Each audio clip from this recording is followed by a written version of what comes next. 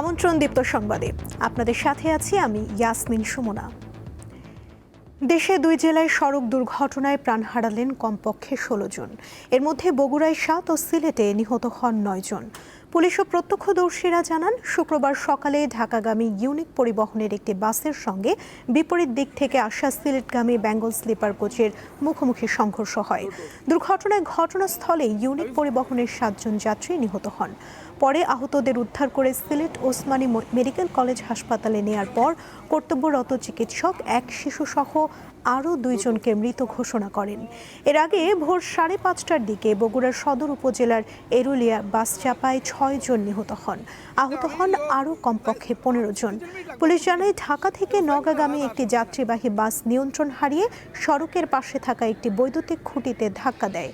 এ সময় ওই এলাকায় কাজের সন্ধানে বেশ কয়েকজন শ্রমিক অপেক্ষা করছিলেন। নিয়ন্ত্রণ হারানো বাসটি তাদের চাপা দিলে ঘটনাস্থলেই ৩ জন নিহত হন। আহতদের উদ্ধার করে হাসপাতালে ভর্তি করা হলে সেখানে আরও ৩ জনের মৃত্যু হয়।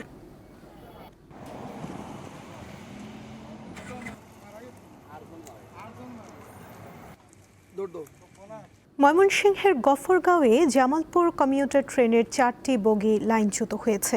এ ঘটনায় ঢাকা ময়মনসিংহ রুটে ট্রেন চলাচল সাময়িকভাবে বন্ধ রয়েছে। প্রত্যক্ষদর্শীরা জানান, ঢাকাগামী জামালপুর কমিউটার ট্রেনটি গফরগাঁও স্টেশনে প্রবেশের আগ মুহূর্তে হঠাৎ বিকট শব্দ হয়। এরপর ইঞ্জিনের ঠিক পেছনের ৪টি বগি লাইনচ্যুত হয়ে পড়ে। দুর্ঘটনার পর ট্রেনটি থেমে যায় এবং যাত্রীদের মধ্যে কিছু সময়ের জন্য আতঙ্ক ছড়িয়ে পড়ে। যাত্রীরা সকালে নিরাপদে রয়েছেন। মেহেরপুরের গাংনী উপজেলার ধলা সীমান্ত দিয়ে ৫ জনকে অবৈধভাবে বাংলাদেশে পুশিনের চেষ্টা করেছে ভারতের সীমান্তরক্ষী বাহিনী বিএসএফ। তবে বিজিবির তাৎক্ষণিক প্রতিরোধের মুখে সেই চেষ্টা ব্যর্থ হয়। শুক্রবার ভোর ৪টার দিকে এই ঘটনা ঘটে। বিষয়টি নিশ্চিত করেছে বিজিবির কুষ্টিয়া ব্যাটালিয়নের অধিনায়ক। তিনি জানান, ধলা মাঠ এলাকায় বিএসএফের বুড়িপোতা ক্যাম্পের সদস্যরা অজ্ঞাত পরিচয়ের ৪ জন পুরুষ ও ১ জন নারীকে অবৈধভাবে বাংলাদেশে ঠেলে পাঠানোর চেষ্টা করে। তবে বিজিবির সদস্যরা সীমান্তের সতর্ক অবস্থান নিয়ে তা প্রতিহত করেন। এই ঘটনাকে কেন্দ্র করে ধলা সীমান্তে উত্তেজনা বিরাজ করছে।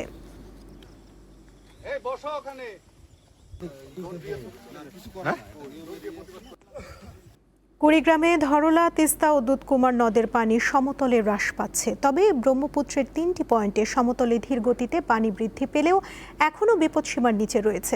জেলার পানি উন্নয়ন বিভাগ জানায়, শুক্রবার সকাল ৬টায় সেতু পয়েন্ট ধরলা নদীর পানি বৃদ্ধি পেয়ে বিপদসীমার ৮৫ সেন্টিমিটার, শিমুলবাড়ি পয়েন্ট হ্রাস পেয়ে বিপদসীমার ৬৭ সেন্টিমিটার, কাউনিয়া পয়েন্ট তিস্তার পানি ২১ সেন্টিমিটার, পাটেশ্বরী পয়েন্টে দুধকুমারের পানি ৩০ সেন্টিমিটার নিচ দিয়ে প্রবাহিত হচ্ছে।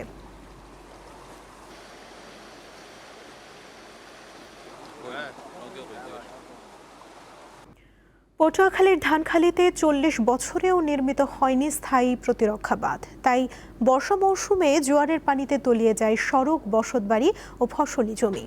লোনা পানিতে নিমজ্জিত থাকায় বছরের পর বছর অনাবাদি পড়ে রয়েছে অন্তত ৩০০ একর ফসলি জমি। এটি পটুয়াখালীর ধানখালী ইউনিয়নের টিয়াখালী নদী সংলগ্ন পশ্চিম লোন্দা গ্রাম। প্রায় ৪০ বছর ধরে এই গ্রামটিতে বসবাস করছে অন্তত ৩ শতাধিক পরিবার। তবে এই গ্রামটিতে বেড়িবাঁধ না থাকায় প্রতি বছরের বর্ষা মৌসুমের অমাবস্যা এবং পূর্ণিমার জোয়ারের প্রভাবে পানি প্রবেশ করে। এতে তলিয়ে যায় রাস্তাঘাট, বসতবাড়ি ও ফসলি জমি। বছরের পর বছর এমন ভোগান্তি পাচ্ছে এখানকার বাসিন্দারা। বছরের ৬টা মাসই বোঝেন আমরা পানিতে ডুবে থাকি, বাচ্চা নিয়ে সমস্যা হয়, বাচ্চা বাইরে নামতে পারে না, পানির জন্য ডুবে মারা যেতে পারে। খাবার পানি তো আমাকে অনেক কষ্ট। খাবার পানিতে এই জায়গায় তো টিউবওয়েল নাই, অন্য এলাকার দিয়ে আনা লাগে। আমাদের স্কুল থেকে আসতে অনেক সময় হয়, অনেক সময় হয়। অনেক কষ্টে আছি। আমাদের কোনো এই সরকার আমাদের দিকে নজর রাখে না। জোয়ারে পানি আসে তখন হচ্ছে রান্না বান্না বন্ধ থাকে, চুলায় পানি উঠে যায় অধিকাংশ পরিবারে, তখন রান্না বান্না বন্ধ থাকে। ৫ বছর আগে গ্রামবাসী এবং স্থানীয় ইউনিয়ন পরিষদ একটি নিচু বেড়িবাঁধ নির্মাণ করলেও এবছর সেটিরও বিভিন্ন স্থান থেকে বিধ্বস্ত হয়েছে এবং এই বেড়িবাঁধটি উপচে পানি প্রবেশ করছে।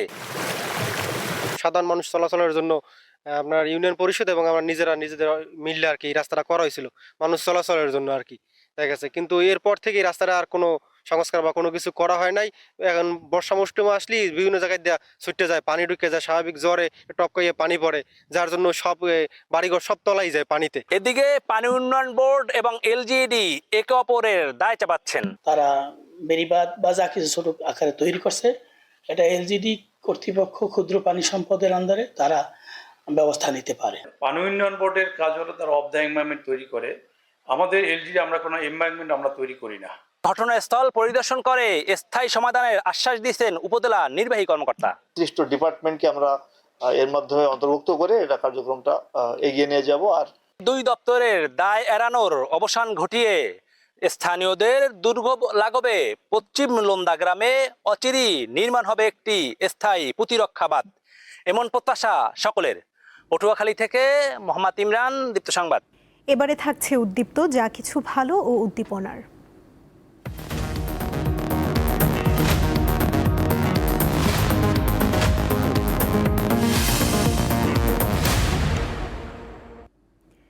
দেশীয় সেমিকন্ডাক্টর চিপ ডিজাইনের ক্ষেত্রে নতুন মাইলফলক অর্জন করেছে বাংলাদেশ প্রকৌশল বিশ্ববিদ্যালয় বুয়েট।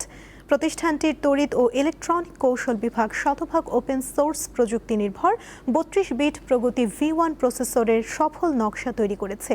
এর মাধ্যমে বাংলাদেশের নিজস্ব সেমিকন্ডাক্টর চিপ ডিজাইনের যুগে প্রবেশের সুযোগ তৈরি হলো বলে মত প্রযুক্তি বিশেষজ্ঞদের। বলা হয় তৈরি পোশাক শিল্পের পর সেমিকন্ডাক্টর হতে পারে বাংলাদেশের পরবর্তী প্রধান রপ্তানি খাত। সেই ধাপে বড় সাফল্য দেখালো বাংলাদেশ প্রকৌশল বিশ্ববিদ্যালয় বুয়েট। গত জুলাই মাসে বিশ্ববিদ্যালয়ের ইলেকট্রিক্যাল অ্যান্ড ইলেকট্রনিক ইঞ্জিনিয়ারিং বিভাগ শতভাগ open source 32 bit RISC-V processor প্রগতি V1 এর সফল টেপ আউট সম্পন্ন করেছে। প্রকল্পটি পরিচালনা করেন ডক্টর ABM হারুনুর রশিদ এবং কারিগরি কাজ করেন স্নাতক পর্যায়ের শিক্ষার্থী খালেদ হোসেন ও শেখ তারিফুল ইসলাম। প্রথমত যে এরকম ডিজাইন করতে আমাদের দুটো জিনিসের প্রয়োজন হয়। প্রথম জিনিসটা হচ্ছে একটা সফটওয়্যার, দ্বিতীয় আরেকটা জিনিস হচ্ছে পিডিকে। সো ওই পিডিকেগুলো চাইলেও আপনি কখনো অ্যাক্সেস করতে পারবেন না। প্রগতি V1 একটি open source instruction set architecture, যা কোনো লাইসেন্স ফি ছাড়াই যে কেউ ব্যবহার করতে পারেন। মূলত smart air conditioner, smart refrigerator এবং বিভিন্ন স্মার্ট যন্ত্র ও ইন্টারনেট ভিত্তিক ডিভাইসে ব্যবহারের জন্য এটি তৈরি করা হয়েছে। কিছু ওপেন সোর্স টুল দিয়ে আমরা এই ডিজাইনটা করতে সক্ষম হয়েছি। এটা যেহেতু ডিটেল ডকুমেন্টেশন করেছি আর যেহেতু সম্পূর্ণ জিনিসটা শুধু ওপেন সোর্স, আপনার শুধু লাগবে একটা ল্যাপটপ আর অনলি একটা একটুখানি ইন্টারনেট থাকলেই আপনি কি করতে পারবেন, এরকম সেমিকন্ডাক্টর ডিজাইনগুলো আপনি ঘরে বসেই বাংলাদেশের সবাইকে শেখাতে পারবেন। বিশেষজ্ঞদের মতে এ সাফল্য বাংলাদেশের সেমিকন্ডাক্টর গবেষণা, উদ্ভাবন ও উচ্চ প্রযুক্তির শিল্পের বিকাশে নতুন সম্ভাবনার দ্বার উন্মোচন করবে। একই সঙ্গে ভবিষ্যতে দেশীয় চিপ ডিজাইন ও উৎপাদনের সক্ষমতা বাড়াতেও গুরুত্বপূর্ণ ভূমিকা রাখবে। ডিজাইন বাংলাদেশ কোনো চিপ, আমরা মাইক্রোপ্রসেসর চিপ এটাই প্রথম যেটা আমরা তৈরি করে এনেছি এবং আমাদের উদ্দেশ্য হচ্ছে বাংলাদেশের কনজিউমার ইলেকট্রনিক মার্কেটের এই চিপটা ব্যবহার করে স্মার্ট ইলেকট্রনিক পণ্য তৈরি করা। ইলেকট্রনিক কোম্পানিগুলো তাদের ডিজাইন ইজিলি আপনার টেইলরিং করতে পারবে, এফিশিয়েন্ট করতে পারবে। আমাদের মার্কেটটা কিন্তু এখনো প্রায় $10 মিলিয়ন মতো রেভিনিউ। এটাকে আমরা যদি সঠিকভাবে এই করতে পারি, আমরা আগামী 5 বছরের মধ্যে অন্তত আমরা এটাকে $1 বিলিয়ন নিয়ে যেতে পারবো। এটাকে কমার্শিয়াল করার জন্য এখানে আসলে প্রাইভেট সেক্টর এবং একাডেমির সাথে যেরকম একটা সংযুক্তি দরকার, সেক্ষেত্রে সরকারেরও এক্ষেত্রে এগিয়ে আসতে হবে এবং এইগুলি যাতে আমরা আমাদের এই যে স্কিলগুলো আছে এগুলো যাতে আমরা বিদেশে নিয়ে যেতে পারি, বিদেশের মার্কেটে নিয়ে যেতে পারি, সেই ব্যাপারেও আসলে সমন্বিত একটা উদ্যোগ গ্রহণ করতে হবে। মূল নকশা তৈরির পর জার্মানির একটি শীর্ষ মাইক্রো ইলেকট্রনিক গবেষণা প্রতিষ্ঠান তাদের উন্মুক্ত চিপ উৎপাদন কর্মসূচির আওতায় বিনামূল্যে এটি তৈরি করেছে। শাহরিয়ার ইমন, দীপ্ত সংবাদ, ঢাকা। জুলাই গণঅভ্যুত্থান স্মৃতি জাদুঘর বৃহস্পতিবার থেকে সবার জন্য উন্মুক্ত করে দেয়া হয়। এর মাধ্যমে ছাত্র জনতার অগ্নিঝরা দিনের দ্রোহ আর শাসক গোষ্ঠীর নিষ্ঠুরতার চিত্র তুলে ধরা হলো। প্রথম দিনেই দর্শনার্থীর সংখ্যা ছিল চোখে পড়ার মতো। 2024 সালের ঐতিহাসিক ছাত্র জনতার গণঅভ্যুত্থানের গৌরবময় স্মৃতি, শহীদদের আত্মত্যাগ এবং ইতিহাস সংরক্ষণ করার উদ্দেশ্যে গড়ে তোলা হয়েছে জুলাই গণঅভ্যুত্থান স্মৃতি জাদুঘর। সাবেক প্রধানমন্ত্রীর বাসভবন গণভবনকে রূপান্তরিত করা হয়েছে বিশেষ এই জাদুঘরে। জুলাই আন্দোলনে অংশ নেওয়া অনেকেই এসেছেন এই জাদুঘরে। তারা পুরনো স্মৃতি মনে করে আবেগপ্রবণ হয়ে ওঠেন। অরণ্যীয় ইতিহাস, মর্মান্তিক, মানে এটা দেখলে শরীরের রোম খাড়া হয়ে যায়। জাদুঘর হওয়াতে একটা জিনিস সবচেয়ে ভালো হয়েছে কি, যেন একটা ফ্যাসিস্ট আর না তৈরি হয়, এটা দৃষ্টান্ত নমুনা থাকবে এই জাদুঘর। জুলাই গণঅভ্যুত্থান স্মৃতি জাদুঘরে ফুটিয়ে তোলা হয়েছে 24 জুলাই আন্দোলনের নানা ধরনের চিত্র। এই যে গ্রাফিতি দেখতে পাচ্ছেন, গ্রাফিতির মধ্যে রয়েছে সে সময়কার ছাত্র জনতা যেভাবে স্লোগান দিয়েছেন সেই স্লোগানগুলো আমরা দেখতে পাচ্ছি। ছাত্র জনতার আন্দোলনে যখন তৎকালীন সরকার সরে যেতে বা পালিয়ে যেতে বাধ্য হয় এবং শেষ পর্যন্ত বিজয় হয়, সে সময়ে যে আমরা গ্রাফিতি দেখেছিলাম যে মেধার বিজয় হয়েছে, সেই গ্রাফিতিও আমরা এখানে দেখতে পেয়েছি। এবং এক পর্যায়ে যখন কথা ওঠে দেশের দায়িত্ব কে নেবে, দেশ পরিচালনা আসলে কে করবে, তখন ছাত্রদের মধ্য থেকে বলা হয়েছে বিকল্প কে হতে পারে? হ্যাঁ, বিকল্প হতে পারে তুমি, আমি, তোমরা। এই জাদুঘরে শুধু জুলাইয়ের স্মৃতি নয়, বরং তৎকালীন সরকারের আমলে গুম, হত্যা, খুন এবং আয়নাঘরের যে ঘটনা সে চিত্রও তুলে ধরা হয়েছে। তো আমরা যেখানে ছিলাম ওইটাই দেখছি, এখন এখানে বিস্তরভাবে দেখতেছি। আর যখন আমি ওই যে ভিজুয়াল দেখছিলাম, যে ভিডিওটা হলে, মানে আমার পুরা শরীর শিউরে উঠছে।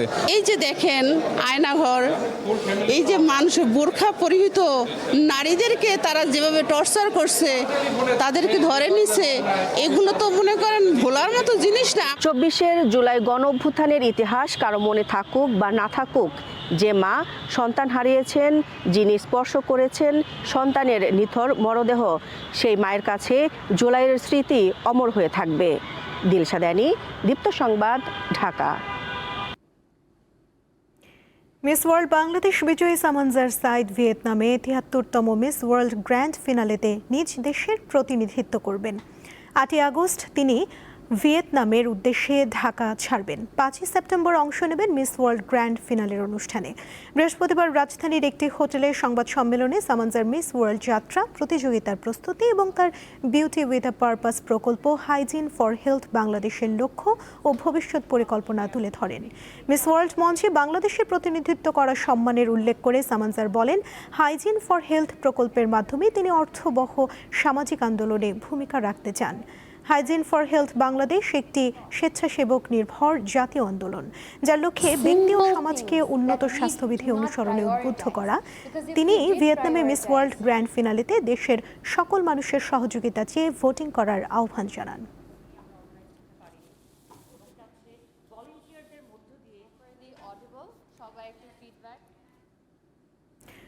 বাংলাদেশে পাকিস্তানের গোয়েন্দা সংস্থা ISI-কে অবাধ সুযোগ দেওয়া হয়েছে বলে সজীব ওয়াজেদ জয়ের করা অভিযোগ প্রত্যাখ্যান করেছে ইসলামাবাদ। সাপ্তাহিক ব্রিফিংয়ে ISI-কে নিয়ে করা অভিযোগটি বৃহস্পতিবার দৃঢ়ভাবে প্রত্যাখ্যান করেন পাকিস্তানের পররাষ্ট্র মন্ত্রণালয়ের মুখপাত্র তাহির আন্দ্রাবি। এছাড়া তিনি জোর দিয়ে বলেন, ক্ষমতাচ্যুত শেখ হাসিনা ও বর্তমান বাংলাদেশ সরকারের মধ্যকার রাজনৈতিক বিরোধ নিয়ে কোনো মন্তব্য করবে না পাকিস্তান। এমনকি বাংলাদেশের অভ্যন্তরীণ রাজনৈতিক বিষয়ে দূরে থাকাই পাকিস্তানের প্রধান নীতি বলেও স্পষ্ট করেন তিনি।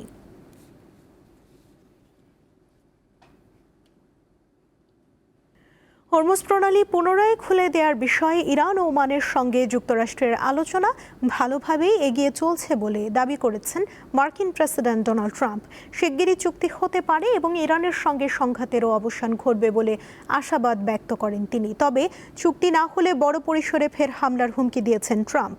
তবে হরমুজ ইস্যুতে যুক্তরাষ্ট্রের সঙ্গে সরাসরি কোনো আলোচনা চলছে না বলে আবারও স্পষ্ট করেছে ইরান। দেশটির গণমাধ্যমের খবরে বলা হচ্ছে, হরমুজ প্রণালীর নতুন রুট নিয়ে হতে যাওয়া সম্ভাব্য চুক্তিতে যুক্ত রাখতে ওমানকে চাপ দিচ্ছে যুক্তরাষ্ট্র ও সৌদি আরব।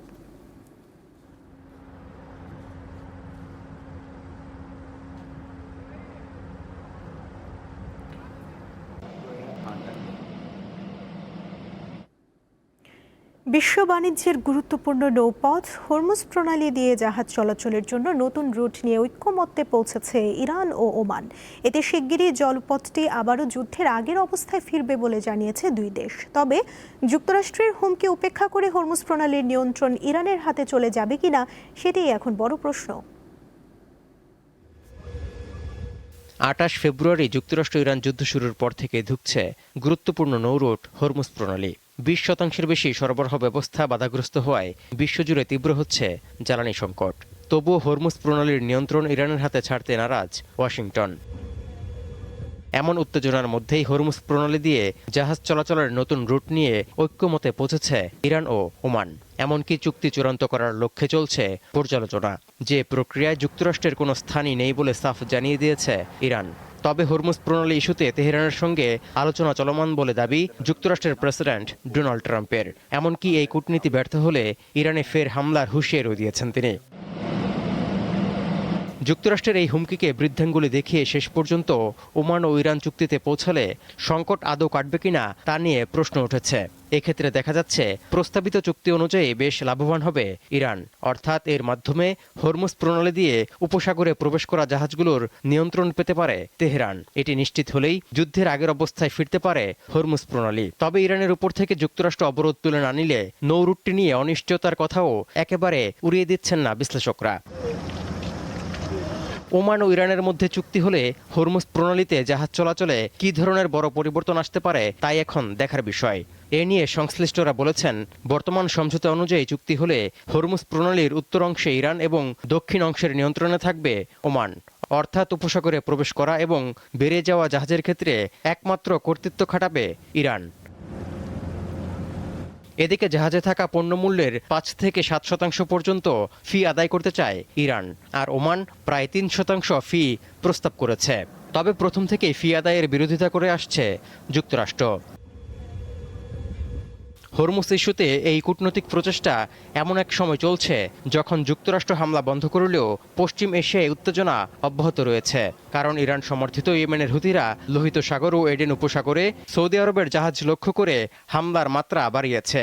সবশেষ বুধবার 2টি তেলবাহী ট্যাঙ্কারে ক্ষেপণাস্ত্র হামলার দায়ও স্বীকার করেছে হুতিরা।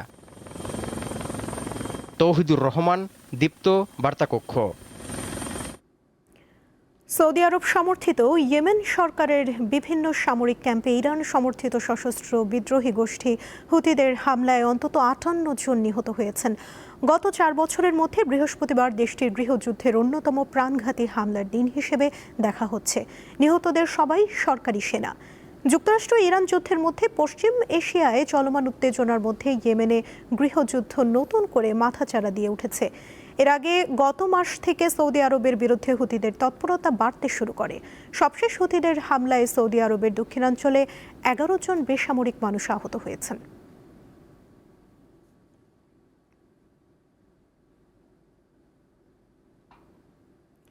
ফেসবুক, ইনস্টাগ্রাম ও হোয়াটসঅ্যাপে শিশুদের জন্য নিরাপত্তা নিশ্চিত করতে ব্যর্থ হওয়ায় মেটাকে নতুন করে $567 মিলিয়ন জরিমানা করেছে যুক্তরাষ্ট্রের নিউ মেক্সিকো অঙ্গরাজ্যের একটি আদালত।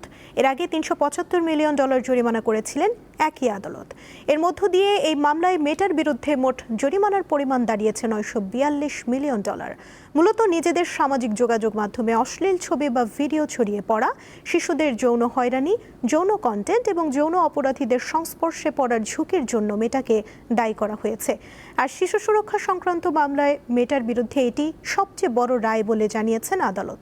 তবে রায়ের সঙ্গে দ্বিমত প্রকাশ করে আপিল করার কথা জানিয়েছে মেটা।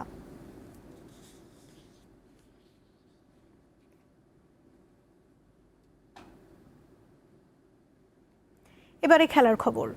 অস্ট্রেলিয়া সফরের একমাত্র প্রস্তুতি ম্যাচের দ্বিতীয় দিনের খেলায় বাংলাদেশের বিপক্ষে নিজেদের প্রথম ইনিংসে ব্যাট করছে অস্ট্রেলিয়া। এখন পর্যন্ত তাদের সংগ্রহ 5 উইকেটে 213 রান। ডারউইনে 2 উইকেটে 51 রান নিয়ে দ্বিতীয় দিনে ব্যাট করতে নামে অস্ট্রেলিয়া। পেসার হাসান মাহমুদের বোলিংয়ের তোপে দ্রুত আরও 3 উইকেট হারায় অজিরা। কার্টিস প্যাটারসন 55, জ্যাক ক্লেটন 48 ও জশ ফিলিপ করেন 24 রান। এর আগে টস জিতে আগে ব্যাট করে নিজেদের প্রথম ইনিংসে 263 রান করে বাংলাদেশ। 109 রানে অপরাজিত ছিলেন মেহেদী হাসান মিরাজ।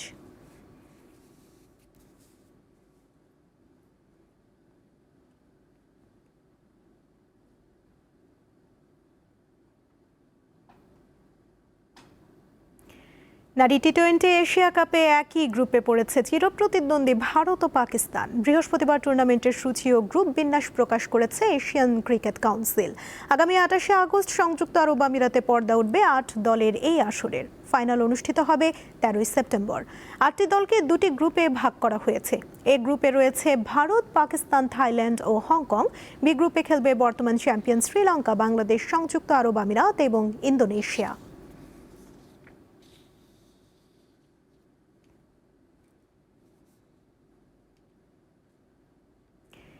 ইংলিশ প্রিমিয়ার লিগের ক্লাব আর্সেনালে যোগ দেওয়ার গুঞ্জন উড়িয়ে অবশেষে রিয়াল মাদ্রিদের সঙ্গেই দীর্ঘমেয়াদী চুক্তি নবায়ন করলেন ব্রাজিলিয়ান তারকা striker Vinicius junior.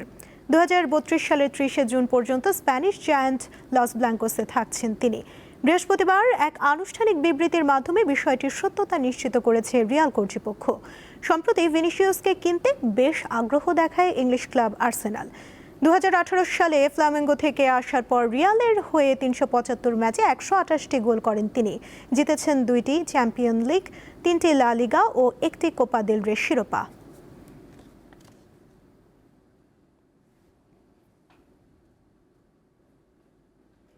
Asia cup স্কেট ট্র্যাক সিরিজ ক্লাব চ্যাম্পিয়নশিপে পদক জয়ের প্রত্যাশা নিয়ে আজ চীনের উদ্দেশ্যে রওনা দিচ্ছে বাংলাদেশ দল। চীনের লিশুয়েংয়ে শহরে 10 থেকে 12 আগস্ট অনুষ্ঠিতব্য এই আন্তর্জাতিক প্রতিযোগিতায় অংশ নেবে 22 জন স্কেটার। এবারের আসরে বাংলাদেশের প্রতিদ্বন্দ্বী হিসেবে আছে স্বাগতিক চীন, দক্ষিণ কোরিয়া, ইরান, রাশিয়া ও তাইওয়ান। কঠিন প্রতিযোগিতা অপেক্ষা করলেও গত আসরের সাফল্য নতুন করে আত্মবিশ্বাস যোগাচ্ছে লাল সবুজের প্রতিনিধিদের। চীনে রওনা হওয়ার আগে বৃহস্পতিবার রোলার স্কেটিং কমপ্লেক্সে দলের সদস্যদের ফুল দিয়ে শুভেচ্ছা জানায় এনএসসি।